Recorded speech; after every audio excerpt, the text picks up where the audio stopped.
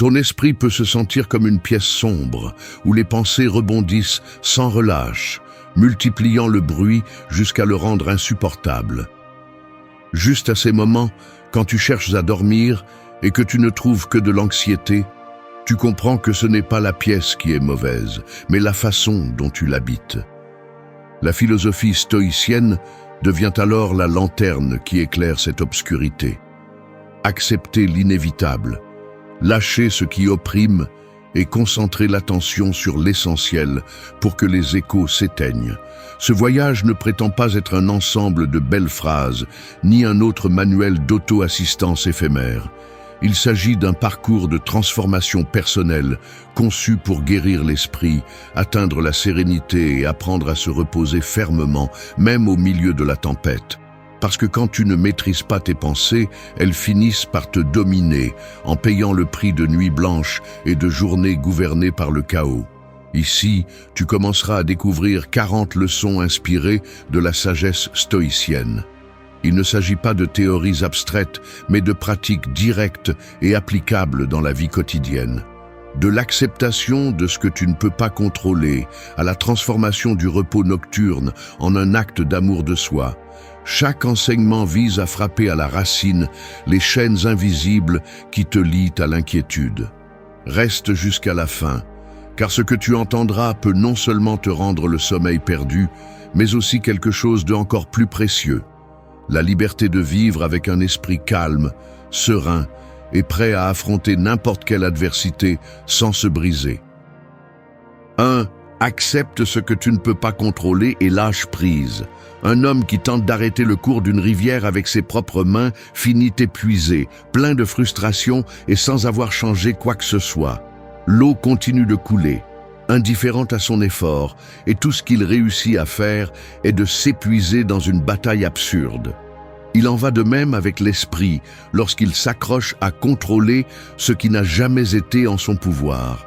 Chaque pensée de résistance devient une pierre de plus dans le sac à dos invisible que tu portes jour après jour, jusqu'à ce que le poids devienne insupportable. Le stoïcisme nous rappelle que la sérénité commence lorsque nous cessons de lutter contre la rivière et apprenons, au contraire, à couler avec elle. La vie ne se plie pas à nos caprices et c'est une vérité difficile à accepter. Nous voulons que les gens agissent d'une certaine manière, que les plans se déroulent parfaitement, que les circonstances s'adaptent à notre confort. Mais la réalité ne négocie pas. Les faits arrivent comme ils arrivent, sans demander la permission, et il est inutile de s'épuiser à essayer de les changer. Ce qui blesse n'est pas tant ce qui se passe, mais la résistance mentale que nous opposons à ce qui s'est passé. Quand quelqu'un te déçoit, quand un projet s'effondre ou quand la maladie frappe à ta porte, ce qui fait le plus mal est la pensée que cela ne devrait pas arriver. Et pourtant cela arrive. C'est là que l'acceptation devient une forme de liberté. Accepter ne signifie pas se résigner ou abandonner. Cela signifie comprendre où finit ton pouvoir et où commence l'inévitable. Cela signifie reconnaître que le contrôle absolu est une illusion et que ton véritable pouvoir réside dans ta réaction, pas dans ce qui se passe. C'est comme ajuster le gouvernail au milieu d'une tempête. Tu ne peux pas calmer le vent ni arrêter les vagues, mais tu peux décider comment naviguer parmi elles. Cette différence est ce qui sépare le désespoir du calme. Quand tu acceptes ce que tu ne peux pas contrôler, quelque chose change en toi. L'insomnie se nourrit de pensées qui tournent en rond, de scénarios qui n'existent plus ou qui n'arrivent pas encore. L'esprit s'accroche à la façon dont les choses devraient être, et cela le laisse pris au piège, dans une cage invisible. L'acceptation brise cette cage. En comprenant que le passé ne peut pas être refait et que le futur n'existe pas encore, le présent s'ouvre comme un espace de repos. Là, à cet instant, ton esprit se libère et le sommeil trouve un endroit pour revenir. Les stoïciens enseignaient que la plupart des souffrances sont optionnelles, créées par l'esprit en luttant contre l'inamovible. Lâcher prise n'est pas une défaite, c'est la victoire la plus silencieuse et la plus puissante que tu peux conquérir. C'est arrêter de tirer sur la corde qui ne cède jamais. C'est rendre à la vie ce qui lui appartient et garder ce qui a toujours été à toi, ta façon de penser, ta réponse, ton attitude. Accepter l'incontrôlable nécessite du courage, car cela blesse l'orgueil qui veut tout dominer. Mais cela ouvre aussi la porte à une paix qui ne dépend pas de l'extérieur. Cette paix ne signifie pas l'indifférence, elle signifie la clarté. Elle te permet d'agir là où tu as de l'influence, de prendre des décisions fermes et de vivre avec moins de bruit intérieur. C'est, en fin de compte, apprendre à marcher léger. Quand tu lâches prise, la rivière continue son cours, mais tu cesses de te noyer dedans. Tu découvres que la vie n'a jamais été contre toi. Tu te battais simplement contre l'impossible. Et ce jour-là, quand tu cesses de te battre avec ce que tu ne peux pas changer, tu commences à expérimenter la liberté que les stoïciens appelaient vertu, la force intérieure de celui qui comprend ses limites et les embrasse avec dignité. 2. Affronte l'adversité comme un maître, pas comme un ennemi. Les cicatrices que tu portes sur ta peau ne racontent pas des histoires de défaite, mais de résistance. Chaque marque est un souvenir que tu as traversé quelque chose qui aurait pu te briser et ne l'a pas fait. L'adversité fonctionne de la même manière. Elle apparaît comme un coup inattendu, comme un fardeau qui semble insupportable, mais au fond, elle est la maîtresse qui te force à te réveiller. La douleur que tu rejettes tant est souvent la leçon dont tu as le plus besoin, même si tu ne le comprends pas sur le moment. La plupart des gens restent coincés dans l'idée que ce qui est difficile est injuste. Ils voient les pertes, les échecs ou les déceptions comme une punition personnelle, comme si la vie s'était liguée contre eux. Mais la vie n'a pas cette intention. Elle ne récompense ni ne punit. Elle se déploie simplement selon ses propres lois. Et dans ce déploiement, la seule chose que tu peux contrôler est ta réponse. L'adversité ne vient pas pour te couler, elle vient pour signaler le terrain sur lequel tu es encore fragile, pour te forcer à construire des fondations plus solides. Quand tu vois la difficulté comme un ennemi, tout ce que tu fais est de dépenser de l'énergie en résistance. La colère, la plainte et l'auto-apitoiement sont des réactions courantes, mais elles te maintiennent aveugle. Au contraire, lorsque tu l'acceptes comme une maîtresse, quelque chose change dans ta façon de voir. La douleur cesse d'être un mur et devient une porte. Elle te montre qu'en toi existe une force endormie qui ne se réveille que lorsque la vie te pousse contre le mur. Pense à des situations quotidiennes. La personne qui perd un emploi découvre dans le besoin la capacité de se réinventer, de créer un chemin qu'elle n'aurait jamais envisagé. Celui qui traverse une rupture apprend à faire la différence entre dépendre et partager. Celui qui fait face à une maladie comprend que le corps est fragile et que chaque jour de vie a une valeur immense. Ce ne sont pas des expériences faciles, mais elles apportent une connaissance qu'aucun livre ni parole étrangère ne peut donner. Les stoïciens disaient que l'adversité révèle l'homme à lui-même. Et c'est vrai. Personne ne se connaît dans le confort, parce qu'il n'y a aucune exigence. C'est dans le choc, dans la douleur et dans l'épreuve que tu découvres la solidité de ton caractère. Ce qui semblait être une punition devient alors un entraînement silencieux, un entraînement qui renforce ta patience, ta discipline et ta capacité à rester calme au milieu du chaos. La clé est de ne pas fuir, ni nier ce qui se passe. Chaque fois que tu te dis « cela ne devrait pas arriver », tu commets la même erreur de lutter contre l'inévitable. Mais quand tu demandes « qu'est-ce que je peux apprendre de cela ?», tu changes toute la dynamique. Tu te places dans le rôle de l'apprenant et tu transformes l'obstacle en guide. Cette mentalité n'élimine pas la douleur, mais lui donne un sens qui la rend supportable. Accepter l'adversité comme une maîtresse ne signifie pas chercher la souffrance ni la romantiser. Cela signifie reconnaître qu'elle est là, que tu ne peux pas l'effacer et que, si elle est déjà là, le plus sage est d'en tirer l'enseignement qu'elle t'offre. Le véritable ennemi n'a jamais été la difficulté, mais ta résistance à la voir avec d'autres yeux. Au final, l'adversité est le ciseau qui sculpte ton caractère. Si tu la rejettes, tu restes brute, sans forme. Si tu l'acceptes, elle te transforme en quelqu'un de plus fort, de plus serein et de plus conscient de ce qui compte vraiment. C'est pourquoi, quand la vie te frappe, souviens-toi qu'elle ne vient pas toujours pour te détruire.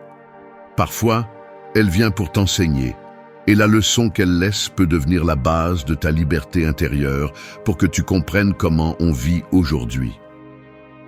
3. Entraîne ton attention pour choisir sur quoi te concentrer. L'esprit ressemble à un projecteur au milieu d'une scène sombre.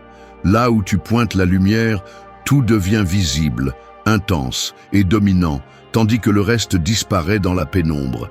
C'est ainsi que fonctionne ton attention. Si tu la diriges vers le négatif, vers ce que tu crains ou ce que tu ne peux pas changer, tu finis par vivre piégé dans une scène qui te vole de l'énergie. Mais si tu choisis de te concentrer sur ce qui nourrit, ce qui construit et ce qui est entre tes mains, la scène change complètement, même si les circonstances sont les mêmes. Le secret n'est pas dans ce qui se passe à l'extérieur, mais où tu décides de placer la lumière. L'erreur la plus courante est de croire que l'attention se régule d'elle-même. Nous nous levons, allumons le téléphone et laissons les nouvelles, les commentaires ou les comparaisons dicter le cours de notre journée. Le résultat est un esprit dispersé, piégé dans des stimuli qui ne génèrent que de l'anxiété et du bruit. Les stoïciens savaient que l'entraînement de l'attention était aussi vital que l'entraînement du corps, car de cette discipline dépend la qualité de ta vie. Celui qui ne gouverne pas son focus mental vit comme un esclave de tout ce qui brille ou crie autour de lui. L'entraînement de l'attention n'est pas un acte passif, c'est une pratique consciente. Cela signifie s'arrêter et se demander « Où est mon esprit maintenant ? À quoi je dépense mes pensées ?» Cet instant de conscience est le premier pas pour reprendre le contrôle. Si tu remarques que tu te concentres sur ce qui ne dépend pas de toi, tu peux rediriger ton regard vers ce qui est à ta portée. Il ne s'agit pas d'ignorer la réalité, mais de choisir la partie de la réalité qui mérite ton énergie. L'attention est comme un muscle, elle se renforce avec l'usage. Chaque fois que tu choisis de te concentrer sur ce qui te fait avancer, tu entraînes ton esprit à résister aux distractions. Pense à quelqu'un qui traverse une difficulté.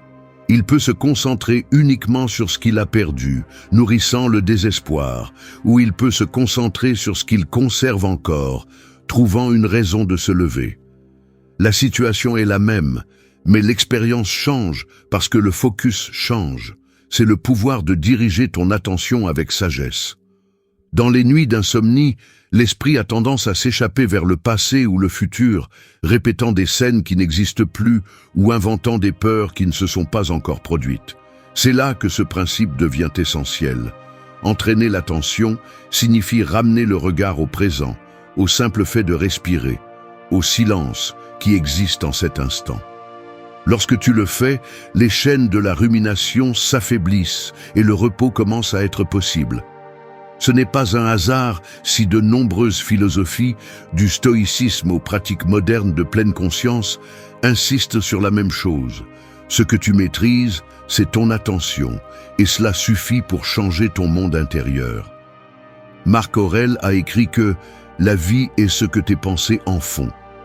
Si ton attention se fixe sur la gratitude, sur l'essentiel, sur ce qui dépend de toi, tu vivras avec sérénité même au milieu de la tempête.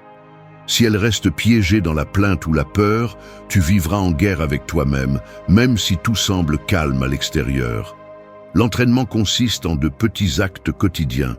Choisir de ne pas t'accrocher à chaque commentaire que tu lis. Décider d'observer une pensée négative sans la laisser t'emporter. Consacrer du temps à ce qui t'apporte de la valeur au lieu de le perdre dans des distractions qui ne laissent rien. Chaque décision renforce ta capacité à diriger le projecteur vers ce qui compte vraiment. 4. Embrasse l'incertitude avec grâce et confiance. Marcher dans la vie ressemble à marcher sur un sentier couvert de brouillard. Tu ne vois que quelques mètres devant toi, le reste caché. Tu peux t'arrêter, plein de peur, paralysé par ce que tu ne peux pas voir. Ou tu peux avancer pas à pas en faisant confiance à ce que le chemin se révélera au fur et à mesure que tu le parcours. L'incertitude est ce brouillard inévitable qui accompagne chaque décision et chaque étape de l'existence. L'erreur est de la traiter comme un ennemi à fuir, alors qu'en réalité, c'est la condition naturelle de tout ce qui est vivant. La plupart des gens souffrent parce qu'ils veulent des certitudes absolues. Ils veulent des garanties que la relation durera pour toujours, que l'investissement apportera du succès, que demain sera comme ils l'imaginent. Mais aucune de ces assurances n'existe. Pourtant, nous continuons à gaspiller de l'énergie en exigeant un contrôle impossible, comme si la vie était obligée de nous fournir des manuels d'instruction. Le stoïcisme enseigne une autre perspective. Tu ne peux pas savoir comment les événements se dérouleront, mais tu peux entraîner ton esprit à marcher avec assurance au milieu de l'incertitude.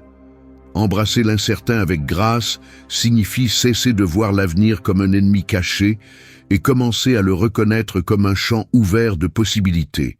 La peur se nourrit des histoires que tu inventes dans ta tête, des scénarios sombres que tu projettes dans ce brouillard. Cependant, la plupart de ces peurs ne se réalisent jamais.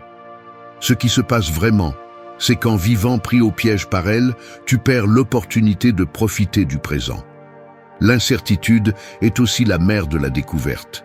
Si tu savais exactement comment chaque étape se terminera, la vie deviendrait un scénario ennuyeux et prévisible. Le fait que tu ne connais pas le résultat te force à rester éveillé, à apprendre à t'adapter et à développer la confiance en ta propre capacité à répondre. Chaque surprise, chaque tournant inattendu fait partie de cette formation qui façonne ton caractère. Dans les moments d'anxiété nocturne, l'incertitude a tendance à devenir le fantôme qui empêche de dormir. Tu te demandes ce qui se passera demain, si les choses iront bien, si tu pourras faire face à ce qui vient. Le résultat est un esprit pris au piège dans des scénarios qui n'existent pas encore. L'entraînement stoïcien propose un changement radical. Ne pas nier l'incertitude, mais l'accueillir. Reconnaître que l'avenir n'est pas entre tes mains et que la seule certitude réelle est ton présent. Lorsque tu acceptes cette vérité, le repos arrive, car tu arrêtes de te battre avec des questions sans réponse. Les stoïciens ne craignaient pas l'incertitude parce qu'ils comprenaient qu'elle fait partie de l'ordre naturel. Marc Aurèle disait qu'il n'y a rien qui arrive qui ne soit pas tissé dans la tapisserie de l'univers. Cette vision permet de marcher avec calme, même lorsque l'horizon est couvert. La confiance ne vient pas de savoir ce qui va se passer, mais de croire en ta capacité à maintenir la vertu quoi qu'il arrive. Pratiquer cette leçon signifie lâcher l'obsession du contrôle total. C'est prendre des décisions avec les meilleures informations que tu as, accepter qu'il y aura toujours une marge de doute et avancer malgré cela. Il ne s'agit pas de vivre imprudemment, mais d'apprendre à danser avec l'incertitude au lieu d'être paralysé devant elle. Chaque pas conscient que tu fais dans le brouillard renforce ta confiance, et cette confiance devient la base de ta sérénité. L'incertitude ne disparaîtra jamais, car elle fait partie intégrante de la vie. Ce que tu peux changer, c'est ta relation avec elle. 5. Libère-toi du besoin d'approbation des autres. Un oiseau qui chante à l'aube n'attend pas d'applaudissements ni de validation pour entonner sa mélodie. Il chante parce que c'est sa nature, parce qu'en cet acte, il exprime ce qu'il est, sans se soucier de savoir si quelqu'un l'écoute ou le critique. C'est ainsi que nous devrions vivre en tant qu'êtres humains, fidèles à notre essence, sans nous enchaîner au regard des autres. Cependant, beaucoup se retrouvent piégés dans une prison invisible, faite d'opinions, d'attentes et de jugements externes. Cette dépendance à l'approbation des autres devient un boulet qui limite la liberté intérieure et étouffe l'authenticité. Le désir d'être accepté naît de la peur du rejet. Nous voulons appartenir, être reconnus, recevoir la tape sur l'épaule qui confirme que nous faisons bien les choses. Mais cette quête constante de validation est un puits sans fond, car il y aura toujours quelqu'un qui n'aimera pas ce que vous faites, quelqu'un qui critiquera, quelqu'un qui désapprouvera. Si votre paix dépend de cette acceptation externe, alors vous n'aurez jamais la paix. Le stoïcisme enseigne que la véritable mesure de la valeur personnelle ne se trouve pas sur les lèvres des autres, mais dans la cohérence entre ce que vous pensez, ce que vous faites et ce que vous êtes. Le besoin d'approbation est l'une des principales sources d'anxiété moderne. Vérifier compulsivement les réseaux sociaux, ajuster chaque décision pour plaire, modeler l'identité en fonction de ce que les autres attendent, tout cela affaiblit l'esprit et vole de l'énergie. C'est comme vivre avec un masque 24 heures sur 24, craignant qu'à tout moment, il tombe et révèle ce que vous êtes vraiment. La paradoxe est que ce que vous craignez le plus, vous montrer authentique, est précisément ce qui génère le plus de respect. Se libérer de cette dépendance implique un acte de courage. Cela signifie oser suivre votre propre chemin, même si les autres ne le comprennent pas. Cela signifie accepter que tout le monde n'applaudira pas vos choix et que c'est bien ainsi. Parce qu'au final, celui qui vit en cherchant à plaire à tout le monde finit par se trahir lui-même. Les stoïciens répétaient que l'opinion de la foule est comme le vent.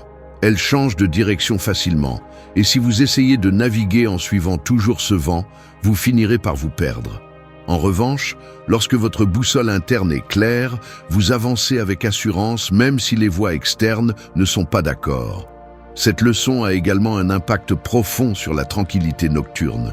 Souvent, vous ne dormez pas parce que votre esprit repasse ce que les autres pensent de vous, ce que vous avez dit, comment vous avez agi, si vous avez répondu ou non à leurs attentes. C'est une torture silencieuse qui draine l'énergie. Lorsque vous décidez de lâcher prise sur le besoin d'approbation, le silence de la nuit devient un refuge et non un tribunal. Vous ne dépendez plus du verdict des autres pour dormir en paix. La clé est de cultiver l'autosuffisance intérieure. Cela ne signifie pas devenir indifférent ou arrogant, mais apprendre à valoriser votre propre jugement au-dessus des applaudissements ou des critiques. C'est écouter votre voix intérieure et lui donner plus de poids qu'à la foule. C'est savoir que, même si le monde entier ne le comprend pas, si vous avez agi avec intégrité, alors vous avez bien agi. C'est le cœur de la liberté personnelle. Cesser de dépendre de l'approbation des autres, c'est reprendre votre pouvoir. Cela signifie marcher léger sans le poids de porter les jugements de tous. C'est oser être vous-même, même si cela dérange, même si cela n'obtient pas d'applaudissements. Parce que dans cette authenticité réside la véritable force. Chantez votre propre mélodie comme l'oiseau à l'aube, sans demander la permission, sans chercher d'applaudissements, avec la conviction que votre valeur ne dépend pas de la reconnaissance des autres, mais de votre capacité à vivre avec cohérence et dignité. 6. Trouve la paix dans ta propre autosuffisance. Un arbre qui pousse au milieu du désert ne dépend pas de la pluie constante ni de l'ombre des autres pour survivre. Ses racines s'enfoncent profondément dans la terre jusqu'à trouver l'humidité cachée, et de cette source invisible, il tire la force de rester debout face au vent et au soleil brûlant. Cet arbre n'attend pas d'aide extérieure, il ne dépend pas de conditions idéales, il se suffit à lui-même pour fleurir. C'est ainsi que fonctionne l'autosuffisance, la capacité de trouver en toi-même la paix et la force que d'autres cherchent à l'extérieur. Le monde enseigne le contraire.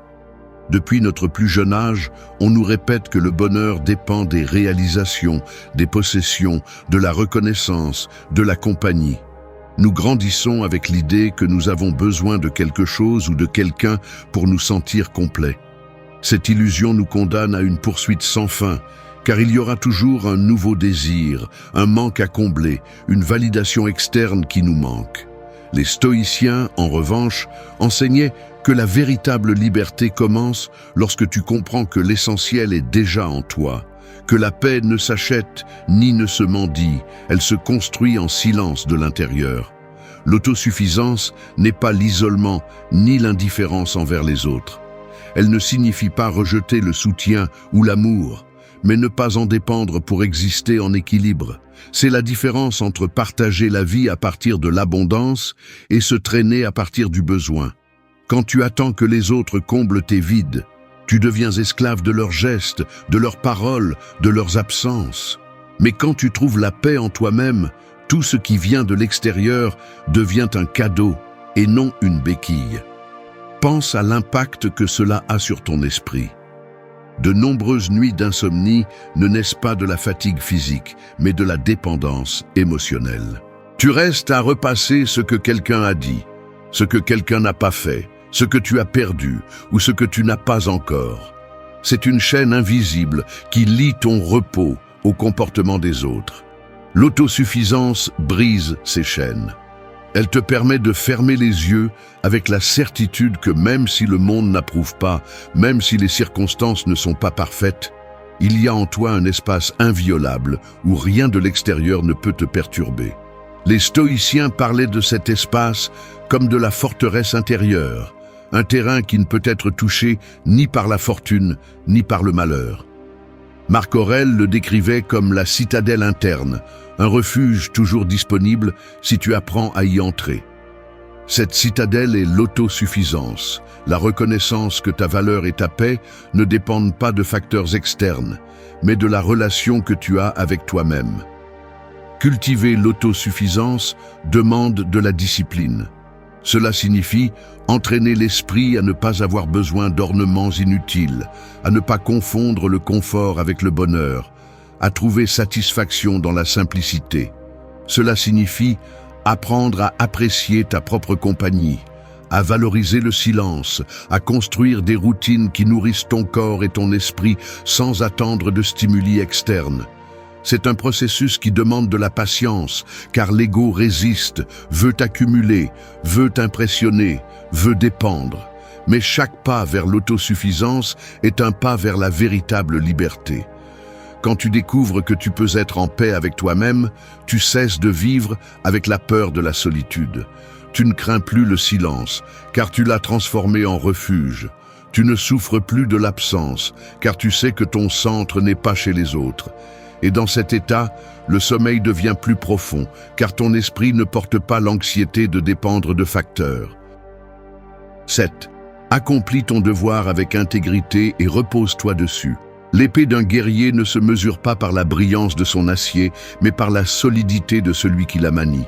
Elle peut être émoussée, usée et marquée par des batailles, mais tant qu'elle est tenue fermement et avec un but, elle reste une arme digne. Ainsi est le devoir.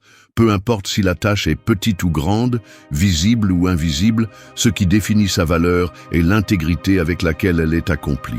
Celui qui agit avec droiture repose en paix, car il sait qu'il ne s'est pas trahi lui-même, même si le monde ne l'applaudit pas. L'erreur la plus courante est de confondre le devoir avec la commodité. Beaucoup font ce qui est juste seulement si cela leur convient, seulement si quelqu'un observe, seulement s'ils recevront une récompense.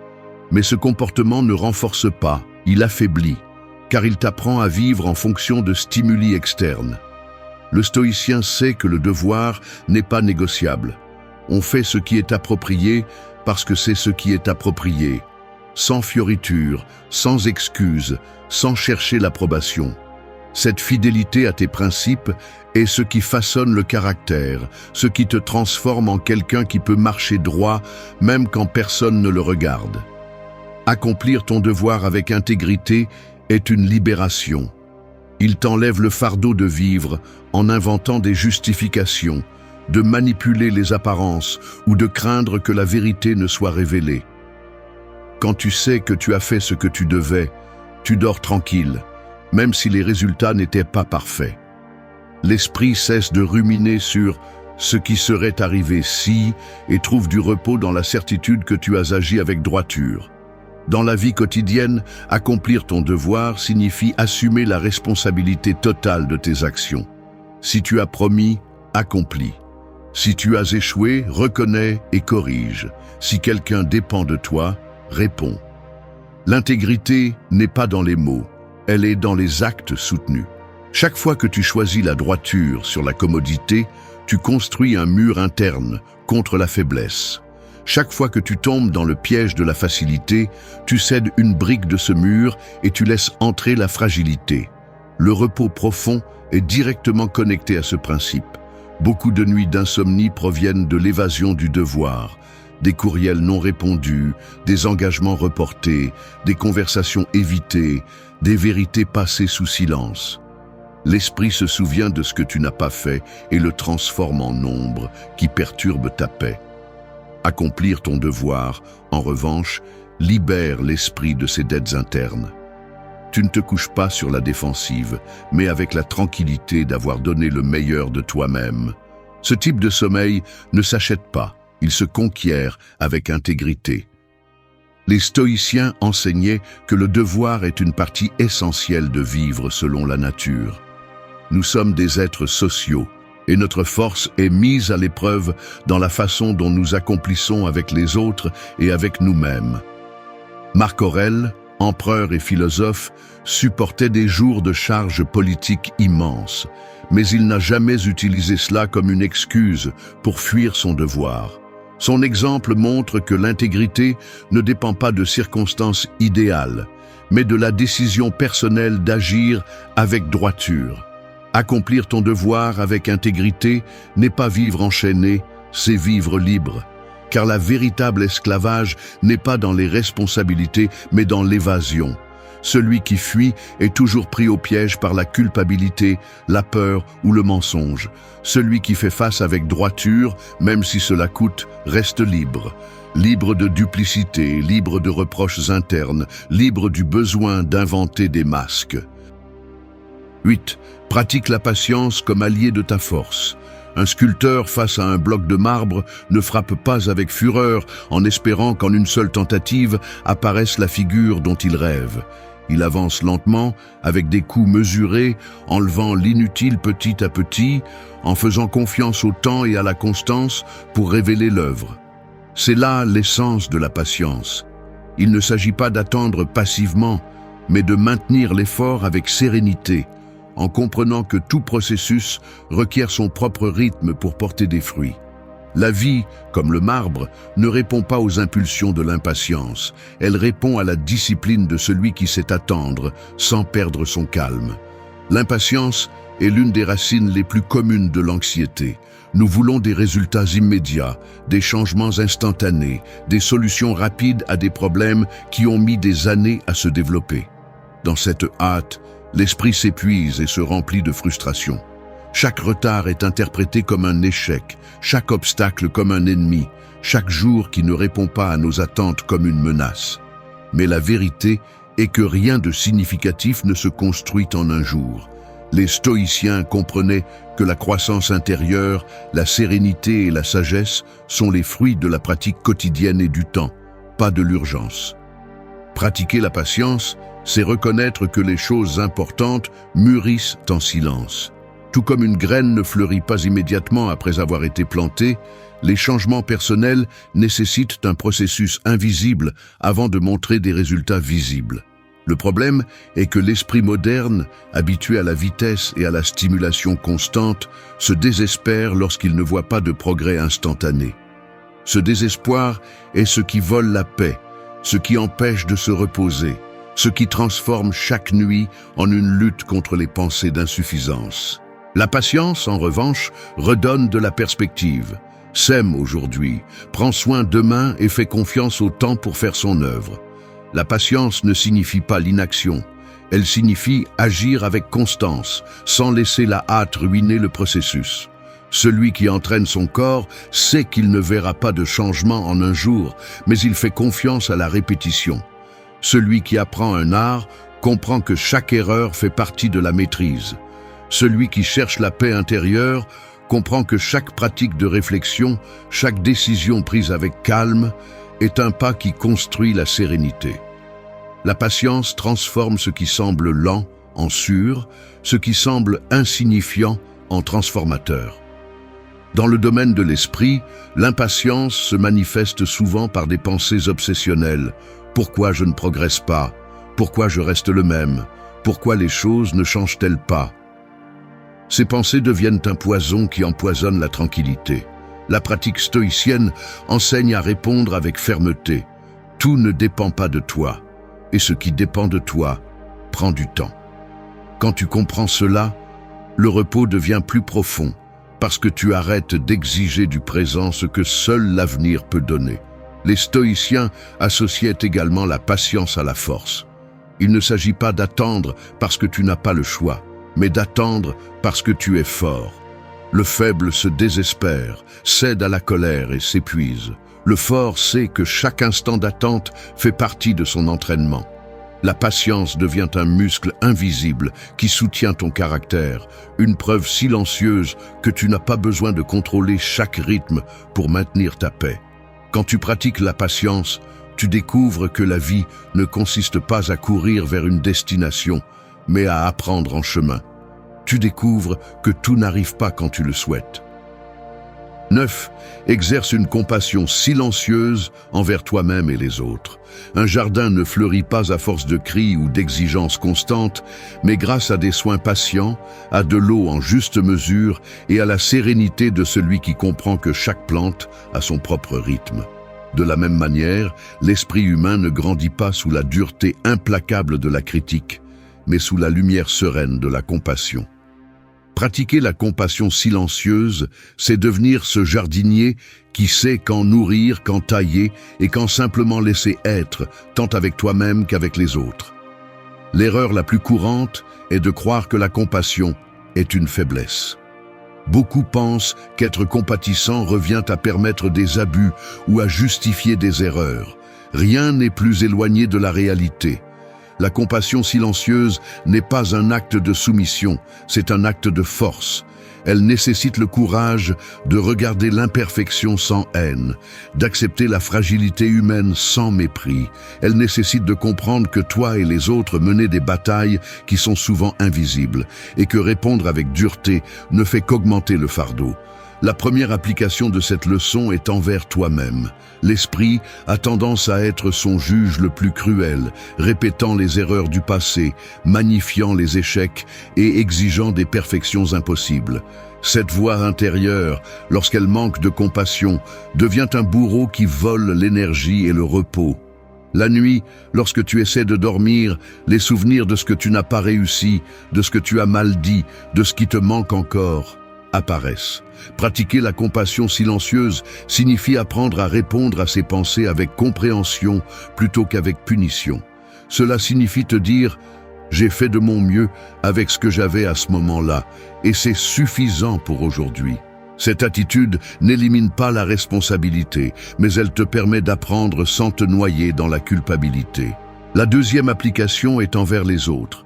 Nous vivons dans un monde où le jugement est immédiat, où un mot mal interprété ou une action maladroite suffit pour condamner quelqu'un dans ton esprit. La compassion silencieuse propose une autre voie.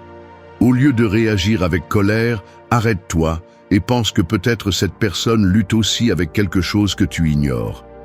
Il ne s'agit pas de justifier l'injustifiable, mais de se rappeler que nous sommes tous fragiles. Lorsque tu choisis de répondre avec sérénité plutôt qu'avec haine, tu libères ton esprit de charges inutiles. Le ressentiment est un poison que tu prends toi-même en espérant qu'il fera du mal à l'autre. La compassion est l'antidote qui nettoie ce poison et ramène la paix en toi.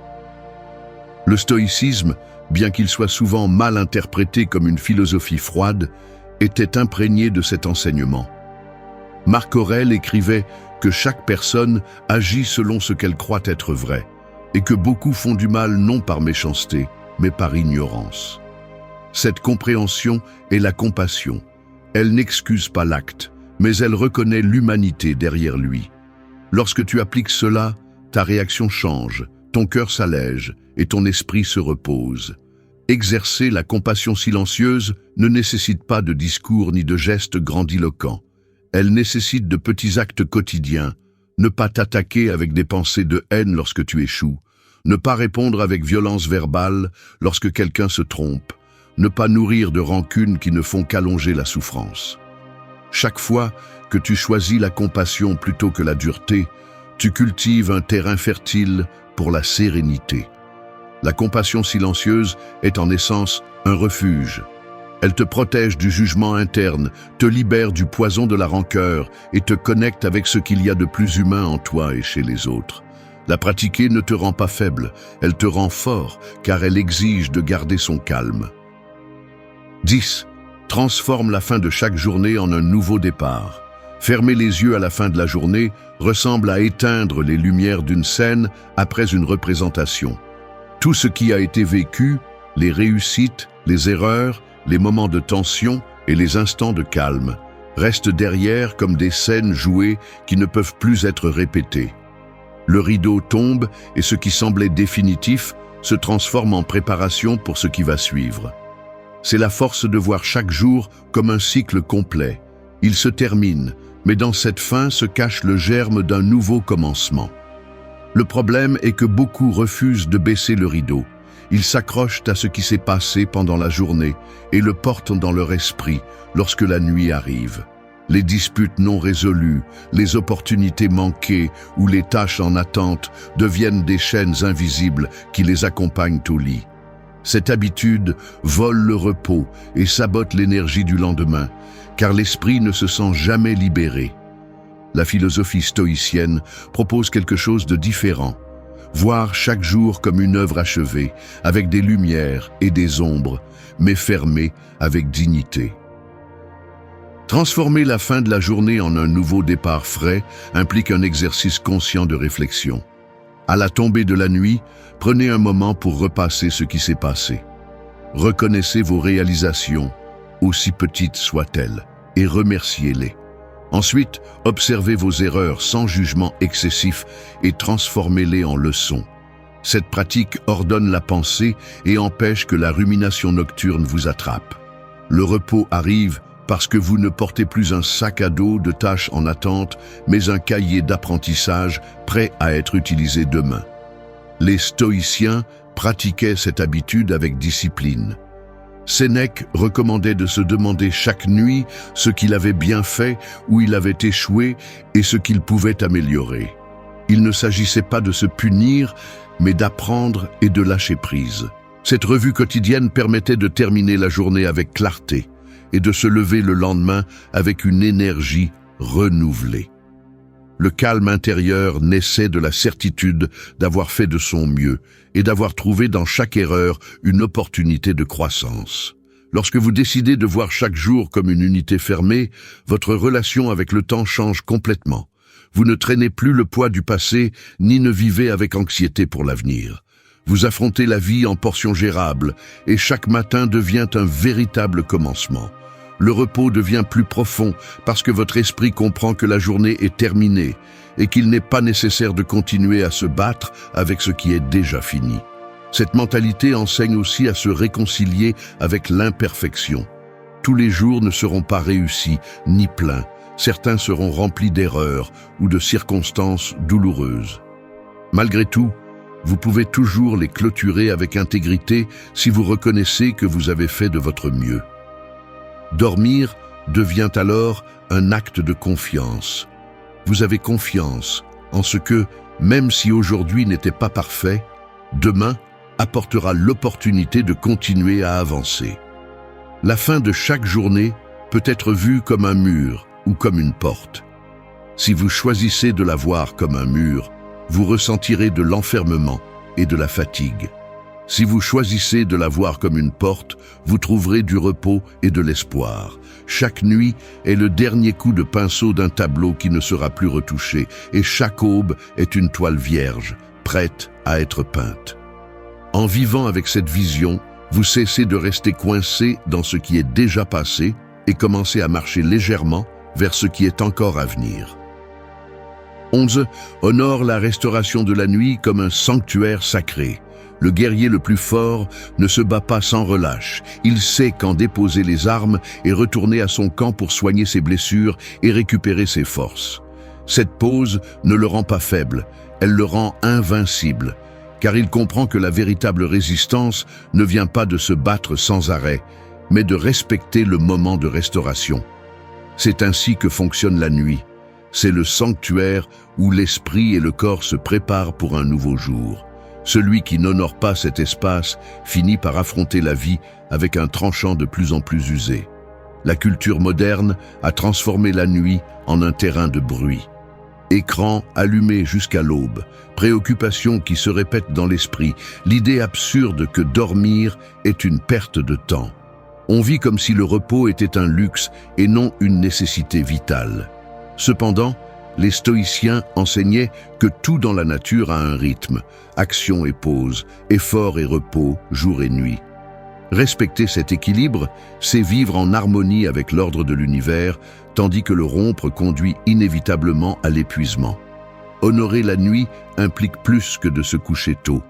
Cela signifie traiter le repos comme un acte de sagesse, comme un rituel qui protège votre santé mentale et renforce votre caractère. L'insomnie ne naît pas toujours du corps. Souvent, c'est l'esprit qui refuse de lâcher prise, qui répète des scénarios passés ou anticipe des peurs futures. Pratiquer la sérénité stoïcienne la nuit, c'est se rappeler que rien ne peut être changé à ces heures et que s'inquiéter ne fait que prolonger la bataille. Laisser le jour au silence et à l'obscurité est un acte de confiance. Faire de la nuit un sanctuaire nécessite de créer des habitudes conscientes, s'éloigner des distractions, cultiver un espace de calme, respirer profondément avant de dormir. Il ne s'agit pas de rituels magiques, mais de signaux clairs qui disent au corps et à l'esprit qu'il est temps de lâcher prise. Chaque nuit peut être vue comme un retour à l'origine, un rappel que le repos n'est pas une faiblesse, mais la base de la force que vous montrerez au réveil. Les stoïciens ne parlaient pas de la nuit comme d'un ennemi, mais comme d'un cadeau. Marc Aurèle disait que même le sommeil fait partie de la nature et que lui résister, c'est comme résister à l'air que vous respirez. Dans ce repos, non seulement le corps est restauré, mais aussi l'esprit. Bien dormir n'est pas simplement fermer les yeux, c'est permettre à votre intérieur de se réaligner avec le calme que vous avez perdu pendant la journée. Lorsque vous n'honorez pas ce sanctuaire, vous en payez le prix le lendemain. Irritabilité, fatigue, esprit dispersé. Mais lorsque vous le protégez, vous vous levez avec clarté, avec une énergie renouvelée et la force d'affronter ce qui vient. C'est un rappel que chaque nuit est une opportunité de renaître. Tout comme le guerrier devient plus fort après le repos, vous aussi, vous vous réveillez prêt pour de nouvelles batailles. Dormir profondément peut être vu comme un acte spirituel, non pas parce qu'il a à voir avec la religion, mais parce que c'est un moment où vous acceptez votre vulnérabilité et faites confiance à ce que le monde continuera à tourner pendant que vous fermez les yeux. Ce geste de confiance est, en soi, un exercice de sagesse stoïcienne. Reconnaître qu'il y a des choses qui ne dépendent pas de vous et lâcher la nécessité de les contrôler. 12. Construis un esprit serein comme ton plus grand héritage. Un lac calme reflète clairement le ciel et les montagnes qui l'entourent. Si l'eau est agitée, l'image se distord et tout semble confus. L'esprit fonctionne de la même manière. Lorsqu'il est perturbé, même les petits problèmes semblent gigantesques. Et lorsqu'il est calme, même les plus grands défis peuvent être affrontés avec clarté. Construire un esprit serein est le plus puissant héritage que tu peux laisser, car il ne transforme pas seulement ta vie, il impacte aussi ceux qui t'entourent. Beaucoup cherchent à laisser des traces dans les biens matériels, les titres ou les reconnaissances, mais tout cela s'estompe avec le temps. Ce qui perdure est l'influence invisible d'une personne qui a su cultiver la paix intérieure. La sérénité est contagieuse. Celui qui vit avec calme inspire confiance. Celui qui ne se trouble pas face aux tempêtes transmet la sécurité. Celui qui répond avec équilibre au lieu de colère enseigne sans mots. C'est là le véritable héritage, celui qui ne dépend pas des monuments, mais de la qualité de ton caractère. L'esprit serein ne se construit pas du jour au lendemain. C'est un travail constant, un processus d'observation des pensées, de remise en question des croyances et de choix de réponses conscientes. Les stoïciens enseignaient que tu ne peux pas contrôler ce qui se passe à l'extérieur, mais tu peux entraîner la façon dont tu interprètes ce qui se passe.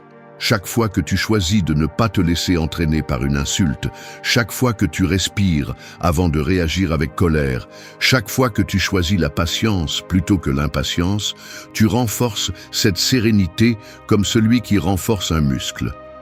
La sérénité ne signifie pas l'indifférence ou la froideur.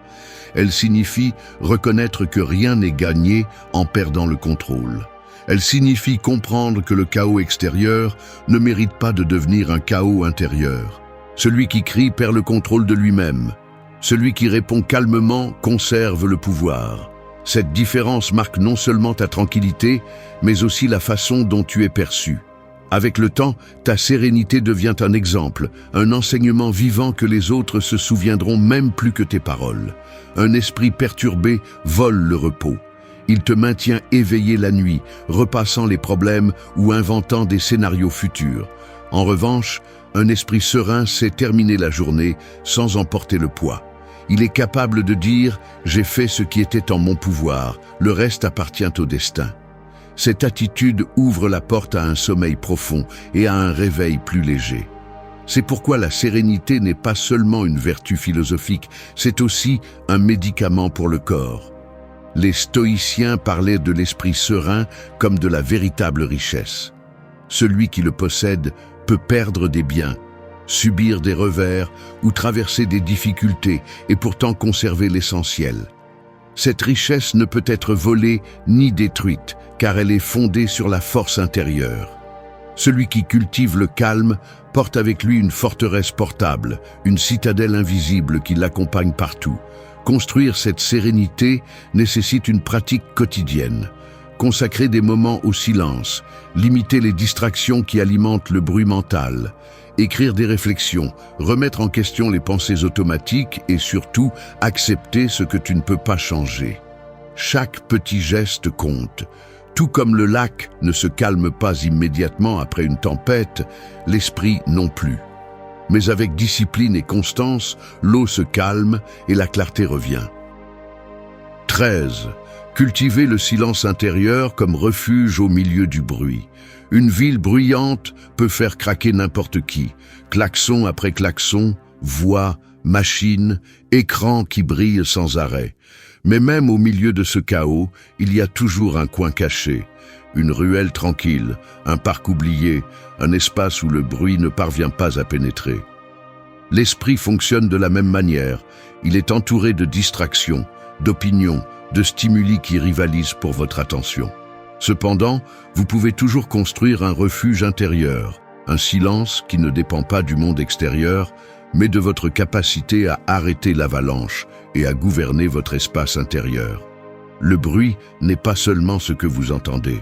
Ce sont aussi les pensées que vous répétez, les jugements des autres que vous décidez de porter, les peurs que vous multipliez, l'obsession de ce que vous ne pouvez pas contrôler. Ce bruit est plus dangereux que n'importe quel klaxon dans la rue, car vous l'emportez partout avec vous, même au lit. Les stoïciens comprenaient que la véritable paix ne vient pas de l'extérieur, mais de la discipline de l'esprit qui apprend à se taire lorsque tout autour crie. Cultiver le silence intérieur ne signifie pas chercher un vide artificiel, ni fuir le monde comme un ermite. Cela signifie s'entraîner à ne pas réagir à chaque stimulus, à ne pas laisser chaque commentaire, chaque problème, chaque souvenir devenir une tempête. C'est avoir la force d'observer sans répondre immédiatement, de respirer avant de décider, de se rappeler que toutes les batailles ne méritent pas votre énergie.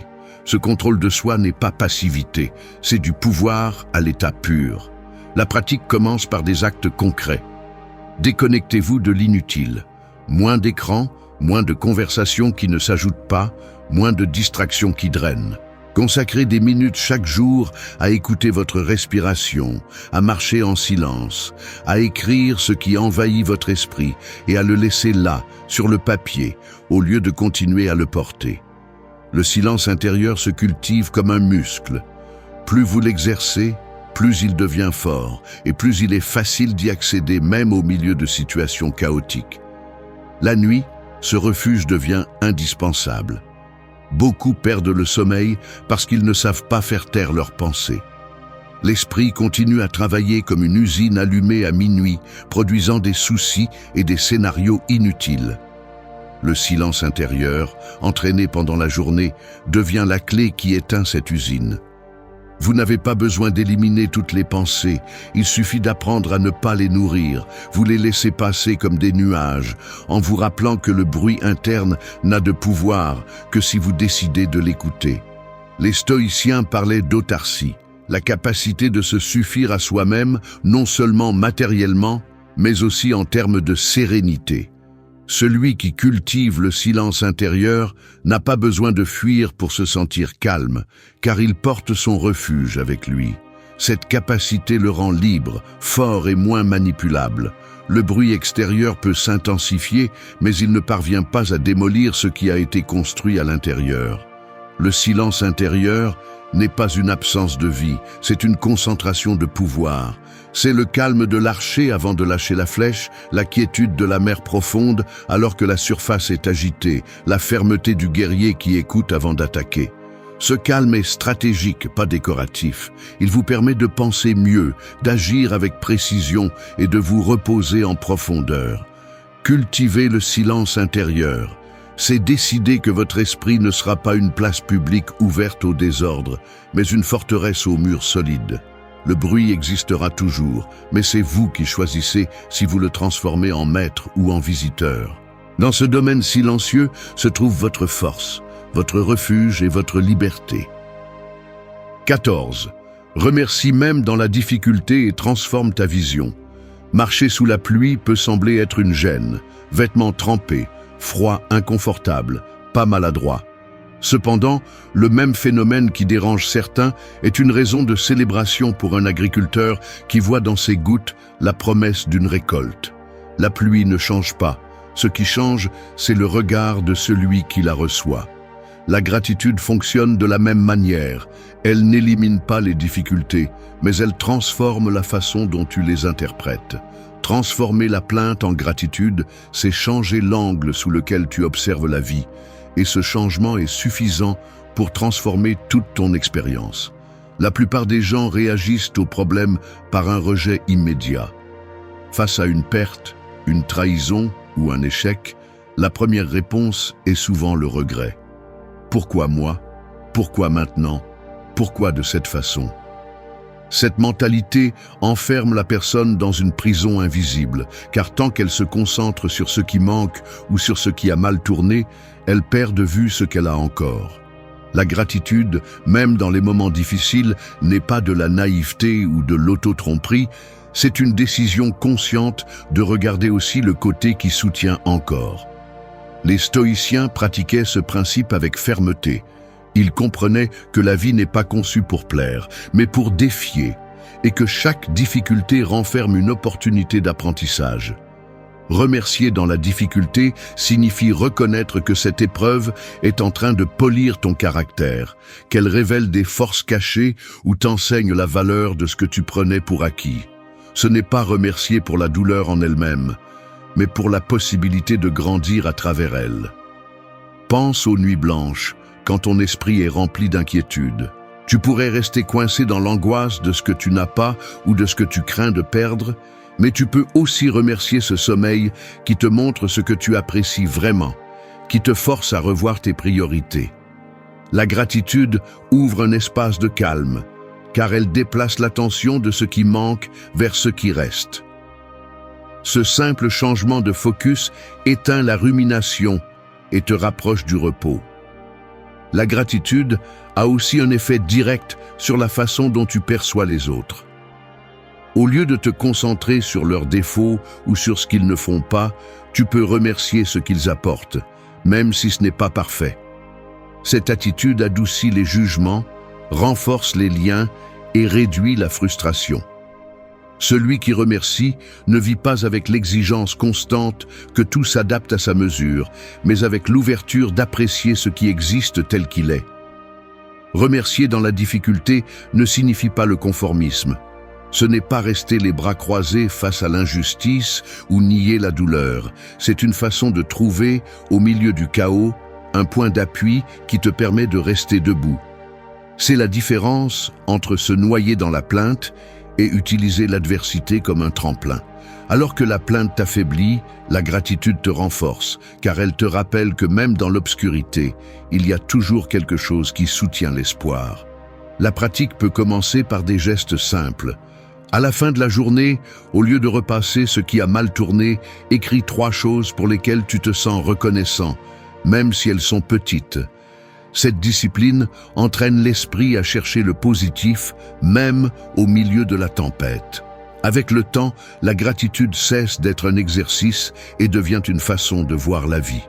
Lorsque tu apprends à remercier même dans les moments les plus difficiles, ta vision change complètement. Ce qui semblait auparavant être un malheur devient un maître. Ce qui était auparavant une raison de se plaindre devient une raison de force. La pluie cesse d'être un obstacle et devient une graine d'abondance. 15. Embrasse l'humilité face à la connaissance et reste un apprenant. Le soleil qui éclaire chaque matin ne se proclame jamais maître de la lumière. Il accomplit simplement son cycle et ressort, rappelant que la clarté est un cadeau constant et non une possession absolue. Il en va de même pour la relation avec la connaissance, une force qui nous accompagne et nous guide, mais qui ne doit jamais nous faire croire que nous savons tout. L'humilité consiste à accepter que, quel que soit le niveau de connaissance que tu as acquis, la vie aura toujours quelque chose de nouveau à te montrer. Croire qu'il n'y a plus rien à découvrir, c'est comme fermer une fenêtre et vivre convaincu que l'horizon se termine à ce mur. L'ego veut nous faire croire que notre expérience est suffisante, que nous avons toutes les réponses, mais cette arrogance nous enferme dans l'ignorance la plus dangereuse, celle qui se déguise en certitude. Les stoïciens savaient que la sagesse ne consiste pas à accumuler des conclusions, mais à maintenir une disposition constante à apprendre, même de l'inattendu. L'humilité face à la connaissance est aussi une façon de libérer l'esprit du poids de la perfection. Lorsque tu comprends que tu seras toujours un apprenant, tu cesses de t'exiger d'être infaillible. L'erreur n'est plus un échec définitif, mais une leçon. Chaque erreur, chaque faux pas devient un maître silencieux qui t'aide à t'améliorer. Celui qui se reconnaît comme un apprenant dort plus paisiblement, car il ne porte pas le fardeau d'avoir toutes les réponses. Garder cette posture d'ouverture améliore également la façon dont tu te relates aux autres. Écouter sans te sentir supérieur, observer sans juger immédiatement, poser des questions avant de prendre pour acquis.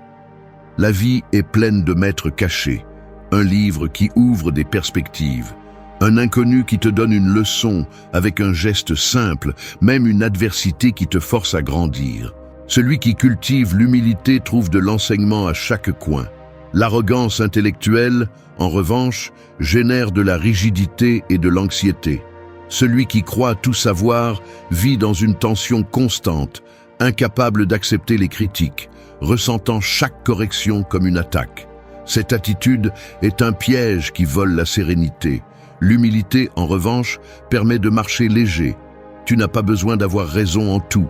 Tu n'as pas besoin d'être le plus sage dans chaque conversation. Il suffit de maintenir la disposition à apprendre. Les stoïciens, même en position de pouvoir, se rappelaient cette vérité. Marc Aurèle, empereur de Rome, écrivait des réflexions personnelles, non pas pour démontrer sa sagesse, mais pour examiner ses erreurs et se rappeler qu'il avait encore beaucoup à cultiver. Cette attitude le rendait fort, car le véritable pouvoir n'est pas dans l'imposition, mais dans l'ouverture à la correction et à l'apprentissage constant. Pratiquer l'humilité est aussi un remède contre l'anxiété nocturne. Souvent, l'insomnie provient de l'exigence interne. J'aurais dû en savoir plus, j'aurais dû faire mieux, j'aurais dû tout prévoir. Reconnaître que tu seras toujours un apprenant te libère de ce fardeau. Tu n'as pas à porter l'attente de la perfection, car la connaissance est un voyage sans fin. Cette acceptation ouvre la porte à un repos profond. Embrasser l'humilité face à la connaissance ne signifie pas te minimiser ou nier ce que tu sais. Cela signifie se rappeler qu'il y a toujours plus à découvrir, plus à écouter, plus à transformer. Le soleil se lève chaque jour, non pas parce qu'il manque de force, mais parce que la vie est renouvellement. 6. Trouve de la joie dans le service aux autres. Le feu qui ne se garde que pour lui-même finit par se consumer en silence, se réduisant en cendres sans avoir éclairé quoi que ce soit. Le feu qui est partagé, en revanche, allume des torches, réchauffe des foyers et laisse des traces de vie chez ceux qui le reçoivent. Ainsi est la joie quand elle est vécue en fonction du service. Si tu la retiens uniquement pour toi, elle se flétrit dans l'égoïsme. Si tu la donnes aux autres sous forme de soutien, de bonté ou d'exemple, elle se multiplie et revient avec plus de force. L'erreur la plus courante est de penser que le bonheur s'obtient en accumulant uniquement pour soi-même. Plus de biens, plus de reconnaissance, plus de pouvoir. Mais la paradoxe est claire, plus tu te concentres sur ce qui ne te bénéficie qu'à toi, plus tu te sens vide. Les stoïciens comprenaient que l'être humain a été créé pour vivre en communauté. Marc Aurèle le répétait, « Ce qui n'est pas utile à la ruche n'est pas utile à l'abeille ». La véritable plénitude surgit lorsque tu cesses de centrer la vie sur toi et que tu l'orientes vers les autres. Le service ne se limite pas à de grands gestes. Il est dans le quotidien. Écouter attentivement celui qui a besoin de se décharger, donner un conseil sincère, offrir ton temps ou ton effort sans attendre d'applaudissements. Ce type d'acte n'est pas toujours remarqué, mais il construit un caractère solide, car servir est un rappel constant que tu n'es pas le centre de l'univers, mais une partie d'un tout plus vaste.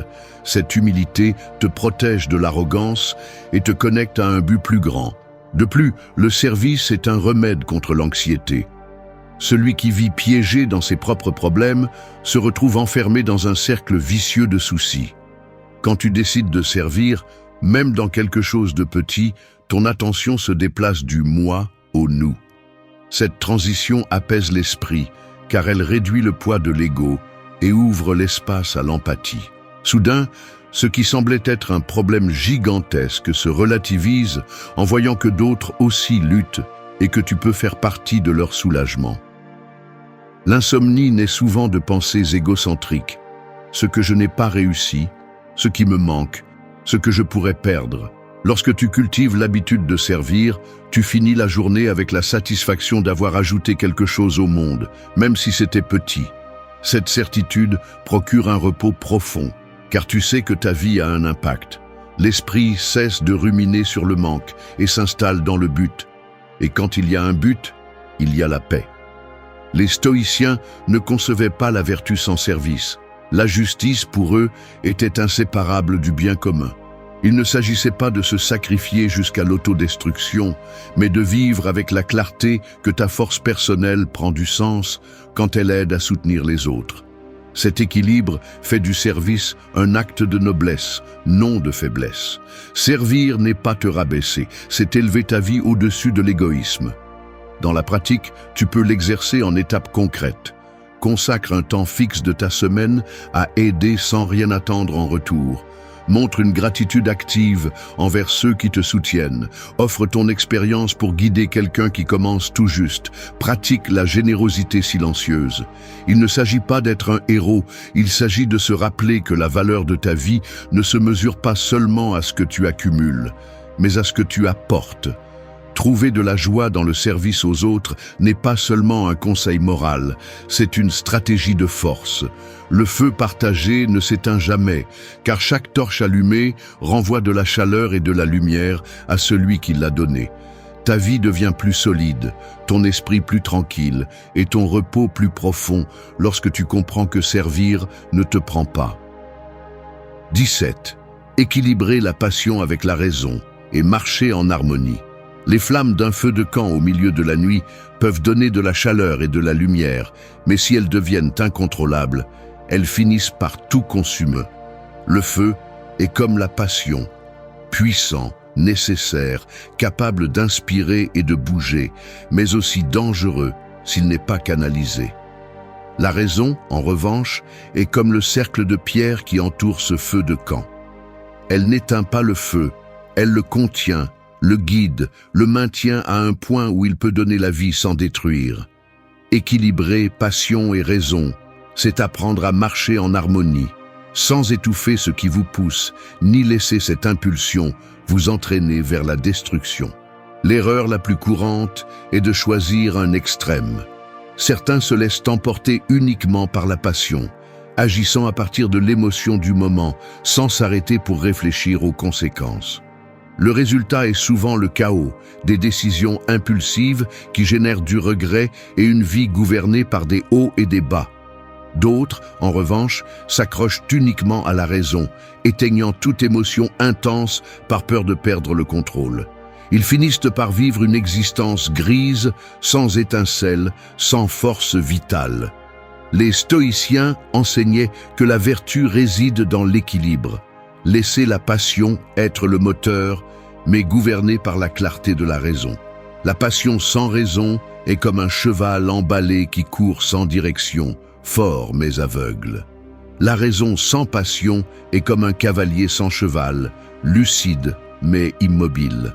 L'art de vivre consiste à unir les deux, à laisser la passion fournir l'énergie et la raison donner la direction. Cette union rend la vie plus complète, où les impulsions ont un sens et les décisions ont une âme.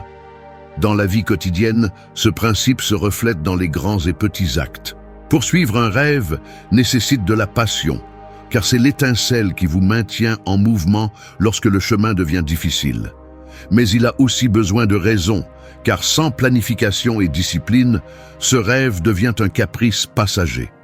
Même dans les relations, il en va de même. L'affection a besoin d'intensité, mais si elle n'est pas équilibrée par la raison, elle peut se transformer en dépendance, en jalousie ou en débordement. Cet équilibre influence également la tranquillité d'esprit. De nombreuses nuits d'insomnie naissent de la passion mal dirigée, des soucis exagérés, des peurs amplifiées, des émotions qui se transforment en tempêtes. La raison agit ici comme ce cercle de pierre qui protège le feu de camp. Elle vous rappelle que les pensées ne sont pas des faits, que l'émotion intense du moment ne définit pas toute votre vie. Cette contention calme l'esprit et permet de se reposer. Les stoïciens parlaient de vivre en accord avec la nature, ce qui inclut d'accepter les émotions comme faisant partie de l'humain, mais pas comme des gouvernants absolus. Ils reconnaissaient que la passion a sa place, mais qu'elle doit être guidée par la raison pour devenir une vertu. Il ne s'agit pas de réprimer ce que vous ressentez, mais de l'intégrer intelligemment. Cette intégration est ce qui génère la sérénité et la force. L'équilibre entre passion et raison protège également votre énergie. Si vous vous laissez consumer par des passions démesurées, que ce soit la colère, l'euphorie, l'ambition débridée, vous finissez épuisé et vide. Si vous vivez uniquement dans la logique froide, vous perdez la motivation et la connexion avec ce qui vous inspire. Le point médian est celui qui donne de la consistance. Vivre avec enthousiasme, mais sans perdre de clarté. Vivre avec discipline, mais sans perdre le feu qui donne du sens. 18. Vis le présent comme ta seule certitude. Le sable qui glisse dans un sablier ne s'arrête jamais. Chaque grain qui tombe représente un instant qui ne revient pas, et pendant que tu observes, tu comprends que le temps ne s'accumule pas dans le futur, ni ne se garde dans le passé. Il n'existe qu'au point exact où il traverse l'étroit du sablier. C'est ainsi qu'est la vie, un flux constant qui ne peut être expérimenté que dans le présent.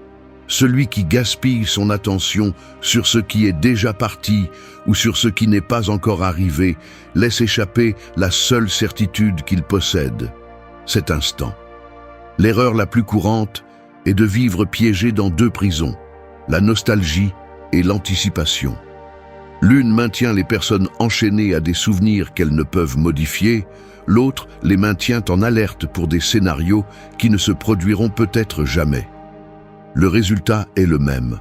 Le présent est ignoré, vécu à moitié, laissé passer comme s'il n'avait pas de valeur. Les stoïciens enseignaient le contraire, que la vie réelle se passe dans le maintenant et que l'apprentissage à y habiter est la base de la sérénité. Vivre le présent ne signifie pas oublier les responsabilités ni négliger l'avenir. Cela signifie faire ce qui est approprié en ce moment avec une attention pleine. Si tu travailles, travaille vraiment. Si tu te reposes, repose-toi vraiment. Si tu discutes, écoute vraiment. Cette pratique transforme chaque action en quelque chose de complet et évite la dispersion qui génère de l'anxiété. Le présent est comme une scène où tu es l'acteur principal. Mais si ton esprit est absent, la fonction se représente sans toi. L'insomnie est un exemple clair de l'esprit qui abandonne le présent. Au lieu de se reposer, il reste coincé dans des scènes passées ou invente des futurs incertains. Le corps est dans le lit, mais l'esprit voyage dans un tourbillon qui vole de l'énergie.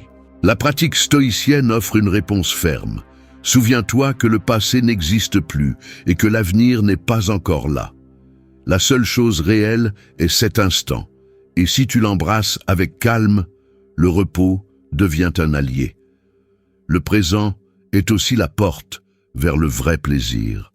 La plupart des gens repoussent le bonheur. Je serai heureux quand j'aurai accompli ceci, quand j'aurai obtenu cela, quand j'aurai changé ceci. Mais la vie s'échappe dans ce quand, et la joie devient un mirage. Apprendre à apprécier ce que tu as ici et maintenant, c'est briser cette illusion.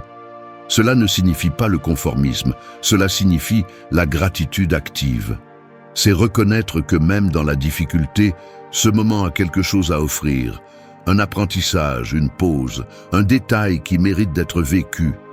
Les stoïciens insistaient sur le fait que la seule chose qui est vraiment sous ton contrôle est le présent. Tu ne peux pas changer ce qui s'est déjà passé, ni garantir ce qui viendra, mais tu peux décider comment tu vis cette seconde. C'est la base de la liberté. Ne pas dépendre de ce qui est déjà parti, ni de ce qui n'est pas encore arrivé, mais construire ta vie à partir de la seule chose que tu as de sûr. Pratiquer ce principe nécessite de l'entraînement. Tu peux commencer par de petits actes, observer ta respiration pendant quelques secondes, te concentrer sur les sons autour de toi sans les juger, savourer un repas sans distraction. Ces gestes simples renforcent ta capacité à rester ici et maintenant. Avec le temps, cette présence devient une habitude et l'anxiété diminue, car l'esprit ne court plus sans contrôle entre le passé et l'avenir. Vivre le présent comme ta seule certitude, c'est accepter que la vie ne se garde pas dans les souvenirs ni dans les plans, mais dans cet instant qui se déploie devant toi. Chaque grain de sable qui tombe dans le sablier est unique, mais tant que tu l'habites pleinement, tu découvres que tu n'as besoin de rien de plus. 19. Accepte l'impermanence comme source de liberté. Les saisons ne s'arrêtent jamais. L'hiver ne demande pas la permission de partir, ni le printemps d'arriver. Chaque cycle se renouvelle sans demander si nous sommes prêts, nous rappelant que rien ne reste statique. Il en va de même pour la vie. Tout change, tout coule, tout se transforme. Résister à cette vérité, c'est comme essayer d'arrêter le passage des nuages avec ses mains. Accepter l'impermanence, en revanche, non seulement libère de la souffrance, mais ouvre également la porte à une liberté plus profonde. L'erreur la plus courante est de vouloir fixer ce qui est par nature transitoire. S'accrocher à une relation, à un succès, à une étape de la vie, comme s'il pouvait durer éternellement. Mais plus l'attachement est fort, plus le changement inévitable est douloureux. Les stoïciens enseignaient que rien de l'extérieur ne nous appartient définitivement. Ni les richesses, ni la santé, ni même les personnes que nous aimons. Tout est prêté pour un temps, et la maturité consiste à en profiter tant qu'il existe sans se plaindre lorsqu'il se transforme ou s'en va. Accepter l'impermanence ne signifie pas froideur ou indifférence. Cela signifie apprécier plus intensément ce que vous avez aujourd'hui, parce que vous savez que cela ne sera pas éternel. C'est embrasser quelqu'un avec une présence totale, conscient que cet instant ne se répétera pas de la même manière. C'est profiter d'un repas simple avec gratitude, parce que vous comprenez que demain peut être différent. L'impermanence ne dévalue pas les choses, elle les multiplie, car chaque moment devient unique et irrépétable. La résistance au changement génère de l'anxiété et de l'insomnie. De nombreuses nuits blanches naissent de pensées qui disent « Je veux que rien ne change, je veux que cela reste toujours pareil ». Cette illusion est celle qui vole le repos. Lorsque vous entraînez votre esprit à accepter l'impermanence, vous cessez d'exiger de la vie ce qu'elle ne peut jamais vous donner. Vous vous reposez mieux parce que vous comprenez que ce qui part devait partir et que ce qui arrive mérite d'être reçu. Les stoïciens trouvaient dans cette vérité une source de force. Marc Aurèle se souvenait que tout ce que vous voyez est en cours de transformation. La nature, les villes, même vos propres pensées. Le reconnaître n'est pas déprimant, c'est libérateur. L'impermanence vous rappelle que rien de mauvais ne dure éternellement, mais aussi que rien de bon n'est garanti pour toujours. Cette conscience vous apprend à vivre en équilibre, sans vous enfoncer dans le désespoir, ni vous enivrer dans l'euphorie. Accepter le changement aide aussi à lâcher des charges inutiles. Lorsque vous comprenez que les opinions, les jugements ou les erreurs du passé se dissolvent avec le temps, Vous cessez de leur donner un poids qu'ils ne méritent pas. Chaque jour devient une nouvelle opportunité, pas une condamnation de ce qui s'est passé avant. L'impermanence devient une alliée parce qu'elle vous donne la permission de vous renouveler continuellement. Vivre avec cette vision transforme la façon dont vous affrontez la vie.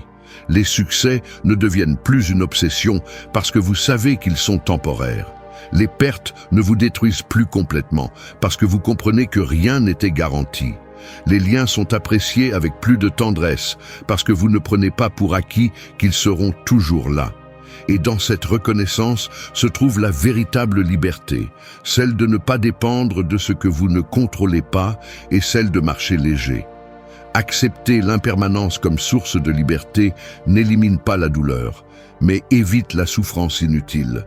C'est regarder les saisons de la vie avec la même sérénité avec laquelle vous observez les saisons de l'année. 20. Renforce ton caractère plutôt que de chercher la fortune extérieure. Un arbre reste ferme dans la tempête, non pas parce que le climat est clément, mais parce que ses racines sont profondes. Le vent peut arracher des feuilles, la pluie peut plier des branches, même la glace peut briser certaines parties, mais tant que les racines sont solides, l'arbre survivra. Il en va de même pour le caractère. Lorsqu'il est bien ancré, aucune circonstance extérieure ne peut te détruire. Chercher la fortune extérieure, c'est comme espérer que le temps sera toujours parfait, ce qui est impossible. Renforcer ton caractère, en revanche, c'est construire des racines qui te soutiendront en toute saison. La plupart des gens passent leur vie à poursuivre ce qu'ils ne contrôlent pas. La richesse, le prestige, les reconnaissances, les biens matériels. Et même s'ils les obtiennent, rien ne garantit qu'ils resteront. La fortune est volatile, capricieuse, elle change de main sans préavis. Les stoïciens le savaient bien, ils pouvaient tout perdre en une seule nuit, de leurs biens à leur position politique. C'est pourquoi ils enseignaient que la seule chose vraiment à toi est ton caractère. Ce que tu es à l'intérieur ne dépend pas de la chance ou du hasard, mais de ton effort conscient pour le cultiver. L'erreur commune est de penser que la force vient de l'accumulation de ressources extérieures. Mais celui qui a beaucoup et manque de caractère vit dans la peur. Peur de perdre ce qu'il possède, peur de ne pas pouvoir répéter ses succès, peur que sa valeur dépende de quelque chose qu'il ne peut retenir. La vraie liberté naît du contraire, de construire une identité qui ne vacille pas lorsque le monde change. Personne ne peut te prendre ton caractère. Renforcer le caractère signifie cultiver des vertus comme l'honnêteté, le courage, la patience et l'intégrité. Il ne s'agit pas de belles paroles, mais de décisions pratiques qui se répètent au quotidien. Dire la vérité même quand elle dérange, rester calme face à l'adversité, remplir tes devoirs même quand personne ne regarde, ne pas te laisser acheter par la facilité ou l'immédiateté. Chaque acte de ce type est comme un anneau de plus sur le tronc de l'arbre, une couche qui le rend plus fort pour résister aux tempêtes à venir. Les nuits d'anxiété sont souvent alimentées par l'obsession de l'extérieur, peur de perdre de l'argent, peur de ce que les autres pensent, peur que les circonstances changent. Cette préoccupation se dissipe lorsque tu te rappelles que rien de tout cela ne définit ta valeur réelle. Ce qui compte, c'est ce que tu es capable de soutenir à l'intérieur. Si ton caractère est solide, même si l'extérieur s'effondre, tu resteras debout, et cette certitude apporte le repos. Les stoïciens l'exprimaient clairement. Aucun homme n'est libre s'il dépend de ce qu'il ne contrôle pas. Celui qui renforce son caractère devient libre parce qu'il ne lie pas sa paix à la fortune. Il peut recevoir de la richesse sans s'enivrer et peut la perdre sans se briser. Il peut être applaudi ou critiqué et malgré tout rester fidèle à lui-même. C'est l'essence d'une vie solide, ne pas dépendre des applaudissements ni de l'or, mais de la force intérieure. La pratique commence dans le quotidien. Chaque fois que tu choisis d'agir avec intégrité plutôt que de céder à la commodité, tu renforces ton caractère. Chaque fois que tu choisis la patience plutôt que la colère, la résilience plutôt que la plainte, tu renforces ses racines. Personne ne voit ce travail invisible, mais on le remarque dans la façon dont tu affrontes les épreuves de la vie. Alors que d'autres s'effondrent au premier coup, Tu restes ferme parce que ta force n'est pas à l'extérieur, mais à l'intérieur de toi, et tu le sais. 21. Transforme la peur en courage par la raison. Ombre allongée sur le mur qui exagère un petit objet.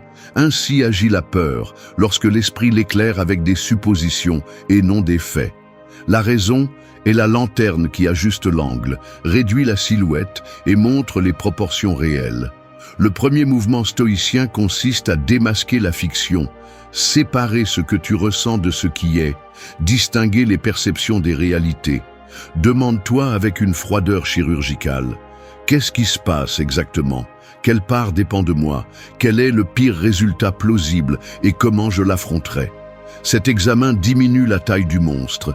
Il n'élimine pas l'émotion, mais empêche qu'elle commande. La peur perd du pouvoir lorsqu'elle devient de l'information.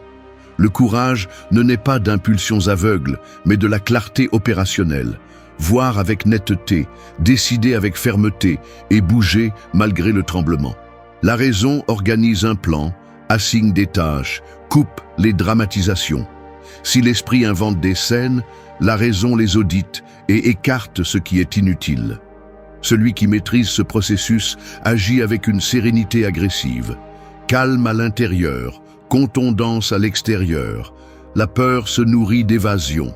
Ce que tu évites grandit, ce que tu affrontes se réduit. C'est pourquoi la pratique est active. Exposition graduelle à ce qui t'intimide. Préparation préalable, petites victoires enchaînées. Répétition de scénarios avec une approche stoïcienne, pré-mortem. Visualise les obstacles probables, conçois des réponses et accepte d'avance que des imprévus surgiront. En entrant sur le terrain, tu auras déjà négocié avec le nerf. Ajoute de l'inconfort volontaire. Te lever à l'heure convenue, t'entraîner quand tu n'en as pas envie, prendre des douches froides, avoir des conversations difficiles avant qu'elles ne pourrissent. Chaque acte trempé renforce la volonté et reprogramme l'association esprit-peur. Je peux y arriver. Ajoute une respiration délibérée pour couper la décharge physiologique. 4 secondes en inspirant, 4 en retenant, 4 en expirant, 4 en pause.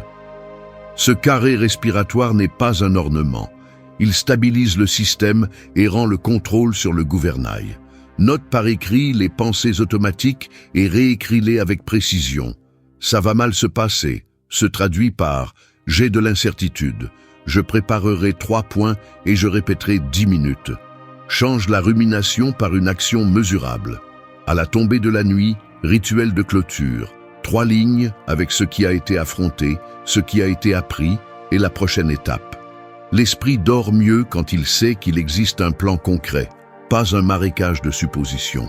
Le courage raisonné évite 2 extrêmes, la témérité sans calcul et la paralysie déguisée en prudence.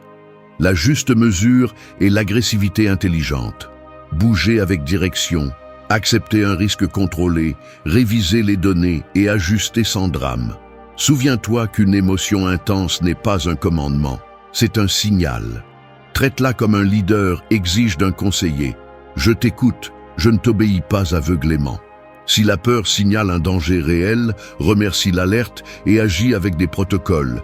Si elle ne fait qu'amplifier les ombres, réduis-la avec des preuves. Dans les relations, au travail, en santé, la règle est la même. Identifier le contrôle, exécuter ce qui dépend de toi et lâcher le reste sans perdre de vigilance. La nuit cesse d'être un tribunal lorsque ta journée a eu des affrontements concrets et des choix conscients. Tu n'as pas besoin de courage mystique. Tu as besoin d'habitudes qui le fabriquent. Clarté de langage, plan bref, pas immédiat, révision à la fin de la journée. La peur continuera à apparaître comme n'importe quelle ombre lorsque la lumière change. Mais elle ne dictera plus ton destin. La raison aura tracé un périmètre, et à l'intérieur de ce périmètre, le courage fonctionnera comme un muscle. Il s'active, répond, apprend et revient plus fort pour le prochain assaut. C'est la promesse stoïcienne, émotion sous gouvernement, action avec sens, repos sans fantôme. 22. Simplifie ta vie et lâche ce qui est inutile. Un voyageur qui parcourt de longues distances sait qu'il ne peut pas tout porter. Au début, il peut emporter un sac à dos plein d'objets qu'il croit indispensables, des vêtements en trop, des souvenirs, des outils qu'il utilisera rarement. Mais au fil des jours, chaque kilo supplémentaire devient un fardeau insupportable. Tôt ou tard, il se rend compte que pour avancer, il faut lâcher prise. C'est ainsi dans la vie. Plus tu accumules sur le plan matériel et mental, plus le chemin devient lourd. La sagesse réside dans la simplicité, dans le fait de laisser derrière soi ce qui n'apporte rien, de ne garder que l'essentiel. La société moderne nourrit l'illusion que plus est toujours mieux, plus de biens, plus d'engagement, plus d'activités, plus de connexions superficielles. Mais dans cette abondance de choses se cache la racine d'une grande partie de l'anxiété et de la fatigue.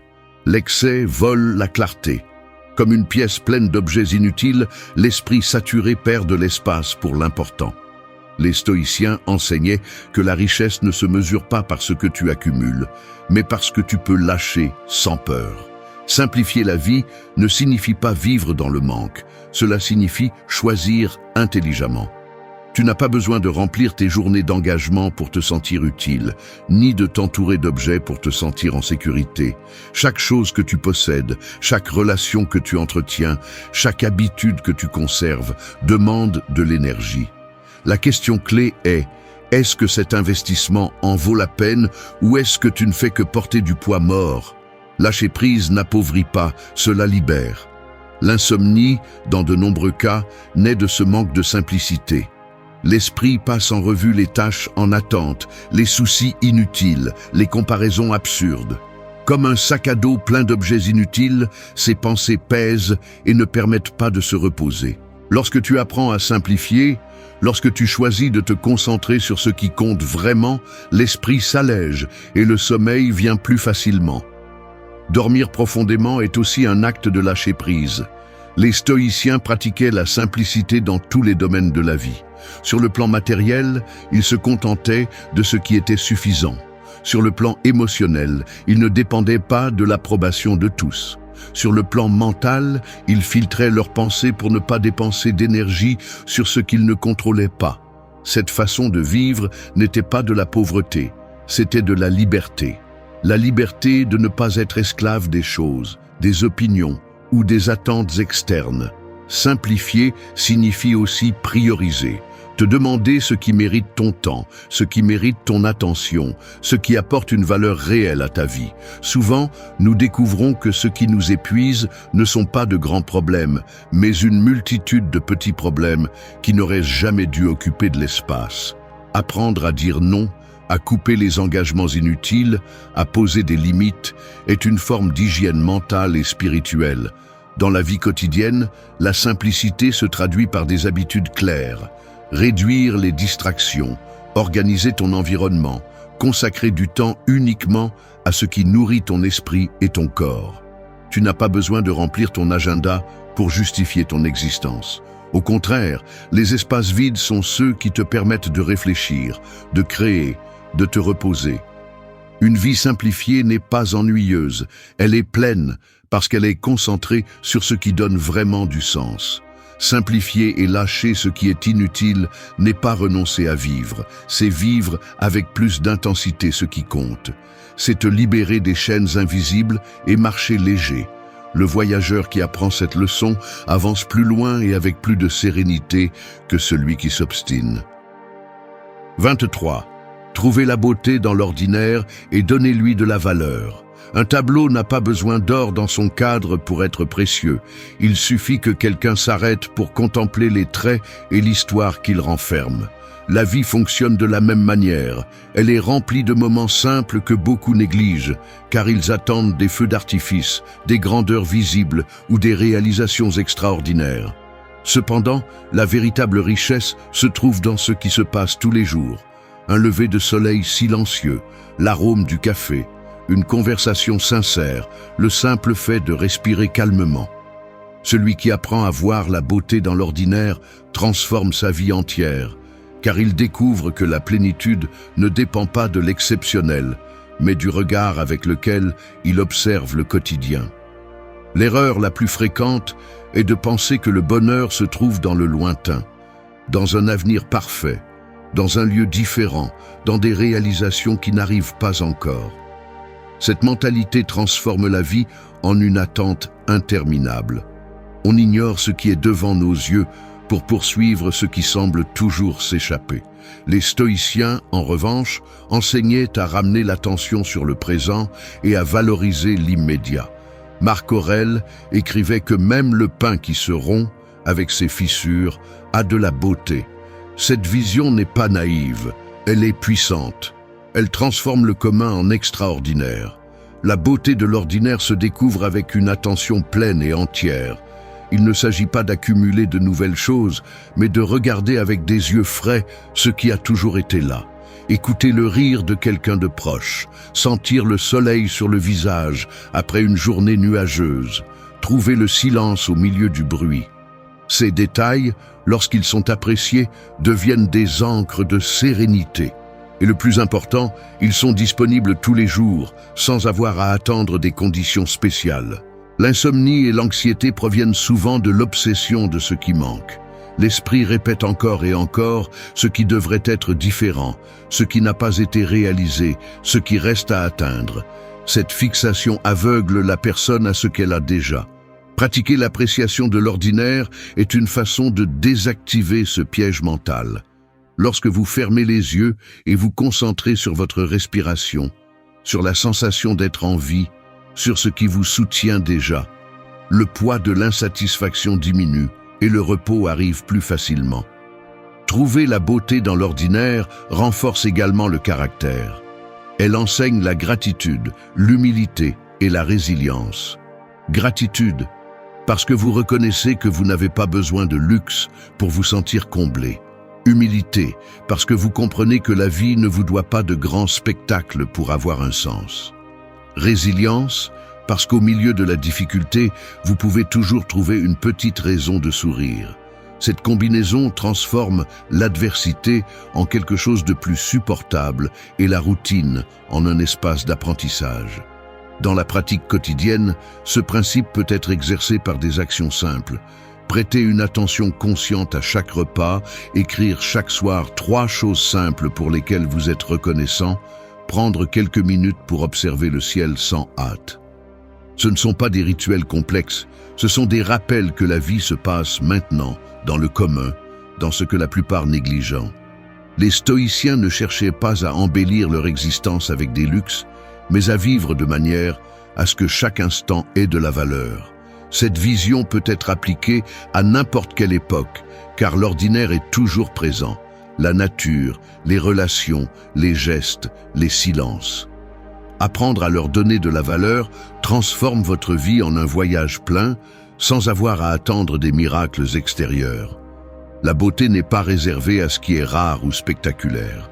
Elle se trouve dans ce que vous vivez chaque jour, dans ce qui semble petit, mais qui en réalité soutient votre monde. 24. Fais de la gratitude ton habitude quotidienne et constante. Le cœur bat sans que tu aies à lui ordonner. Il pompe le sang jour et nuit, soutenant ta vie en silence. Tu n'y penses pas, tu ne le remercies pas à chaque seconde, mais il est là, travaillant sans relâche. Il en va de même pour la plupart des choses qui t'entourent. L'air que tu respires, les personnes qui t'accompagnent, les moments simples qui te soutiennent. La gratitude est la conscience de tout ce qui fonctionne déjà et te permet de vivre. Lorsque tu en fais une habitude quotidienne, tu cesses de te concentrer sur ce qui manque et tu commences à reconnaître l'abondance qui a toujours été avec toi. L'erreur courante est de penser que la gratitude doit être réservée aux grands moments. Une réalisation importante, une opportunité inattendue, une bonne nouvelle. Mais si tu ne remercies que dans ces moments, ta vie sera marquée par des vides, car l'extraordinaire se produit rarement. Les stoïciens enseignaient que la véritable force réside dans la gratitude pour le quotidien, même pour ce que d'autres tiennent pour acquis. Le simple fait de se réveiller, d'avoir un jour de plus pour vivre avec vertu, était déjà une raison suffisante pour être reconnaissant. Pratiquer la gratitude ne signifie pas ignorer les problèmes. Cela signifie reconnaître que, même au milieu d'eux, il y a toujours quelque chose qui soutient. L'esprit anxieux se concentre sur ce qui manque, sur ce qui a mal tourné, sur ce qui n'est pas encore arrivé. Cette approche vole la paix et nourrit la rumination nocturne. La gratitude coupe ce cycle, car elle dirige l'attention vers ce qui est déjà présent, vers ce qui reste. C'est un antidote direct contre la plainte et l'insatisfaction. Faire de la gratitude une habitude constante nécessite de la discipline. Il ne suffit pas de la ressentir de temps en temps, il faut la former comme on forme un muscle. Tu peux commencer par un exercice simple. Chaque soir, avant de te coucher, écris 3 choses pour lesquelles tu es reconnaissant, peu importe leur petitesse. Ce geste crée une habitude mentale qui change la façon dont tu perçois la vie. Au lieu de terminer la journée avec des soucis, tu la termines avec de la reconnaissance. Et cette pratique, répétée encore et encore, transforme le repos, car l'esprit ne se couche plus dans un état de manque, mais d'abondance. La gratitude renforce également les relations. Lorsque tu exprimes ton appréciation à ceux qui t'entourent, tu crées des liens plus solides. Souvent, la routine conduit à oublier de reconnaître ceux qui sont proches, un geste de soutien, un mot d'encouragement, une action simple. Se rappeler de remercier, même pour le plus petit des gestes, élève autant celui qui le reçoit que celui qui l'offre.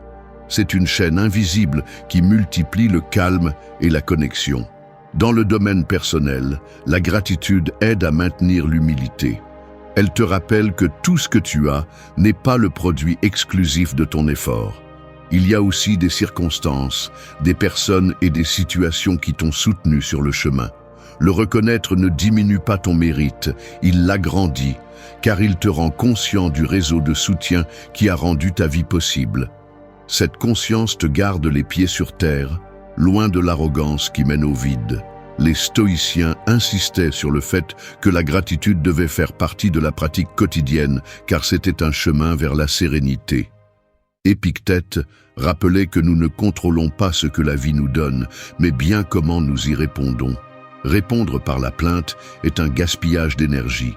Répondre par la gratitude est trouver la paix même dans l'adversité. Cette habitude constante transforme chaque jour en un cadeau et chaque défi en une opportunité d'apprentissage. 25. Repose-toi chaque nuit comme un acte de sagesse et d'amour de soi. Quand le soleil se couche, la terre ne discute pas avec l'obscurité et ne cherche pas à prolonger la lumière. Elle accepte le cycle, se rend au silence de la nuit et permet à tout de se renouveler.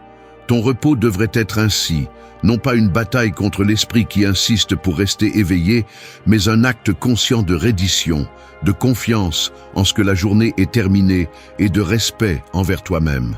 Dormir profondément n'est pas un luxe, c'est une des formes les plus élevées de sagesse et d'amour de soi. L'erreur fréquente est de traiter le sommeil comme un simple besoin biologique, quelque chose qui se produit par inertie lorsque le corps est épuisé. Mais le repos n'est pas seulement fermer les yeux, c'est se rendre à la tranquillité, avec disposition, nettoyer l'esprit des charges inutiles et reconnaître que même le guerrier le plus discipliné a besoin de repos pour maintenir sa force. Les stoïciens voyaient la nuit comme un rituel, une occasion de réviser la journée, d'apprendre de ce qui a été vécu et, ensuite, de tout lâcher pour dormir en paix. Le repos compris comme sagesse implique d'accepter que tu ne peux pas tout résoudre en une journée. L'esprit inquiet insiste pour revoir les erreurs, les tâches en suspens et les peurs, comme si y penser pouvait changer le passé ou garantir l'avenir. Cette usure ne fait que voler de l'énergie. Pratiquer la sérénité nocturne est un rappel que chaque journée a une limite et que ta tâche est de faire ce qui était en ton pouvoir et ensuite de laisser aller le reste. Cet acte n'est pas une faiblesse, c'est de l'intelligence appliquée. Dormir est aussi un geste d'amour de soi, car tu reconnais ta valeur. En te donnant la permission de te reposer, tu affirmes que ton corps et ton esprit méritent d'être soignés. Tu ne peux pas espérer être au maximum de tes capacités si tu refuses à ton organisme la pause dont il a besoin. Celui qui sacrifie le sommeil pour accumuler plus de réalisations ou s'inquiéter de ce qu'il ne contrôle pas ne démontre pas de discipline, il démontre une déconnexion. Le véritable autocontrôle comprend savoir quand s'arrêter. Transformer le repos en un acte conscient peut commencer par des habitudes simples. Réduire les stimuli avant de dormir, pratiquer la gratitude pour la journée qui se termine, écrire des pensées que tu ne veux pas emporter avec toi au lit. Chacune de ces actions prépare le terrain pour que le sommeil ne soit pas une lutte, mais une reddition. Les stoïciens faisaient un examen mental à la fin de la journée. Ils passaient en revue ce qu'ils avaient bien fait, ce qu'ils pouvaient améliorer et à la fin, ils lâchaient tout.